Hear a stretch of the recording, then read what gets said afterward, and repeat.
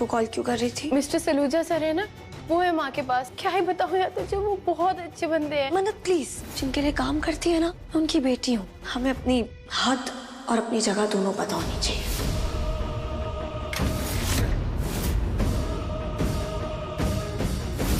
मन्नत के आने वाले प्रोमो में आप देखने वाले हैं मल्ला और मन्नत के बीच दोस्ती में आ चुकी है बड़ी दरार। जी हाँ, फाइनली आप देखेंगे किस तरह मलिका को मन्नत की सारी चीजों से होने लगेगी प्रॉब्लम और उसने साफ शब्दों में कह दिया है मन्नत से विक्रांत से दूर रहने के लिए। लेकिन क्या मन्नत इस इशारे को समझ पाएगी और क्या इस बार सच में ऐश्वर्या श्रुति को मार देगी हॉस्पिटल में पहुंचकर, या विक्रांत बचा लेगा उसे? जानिए कहानी के इस अगले पड़ाव को टेली चक्कर पर। ऐसी और भी धमाकेदार अपडेट्स के लिए चैनल को सब्सक्राइब करें and do hit the bell icon.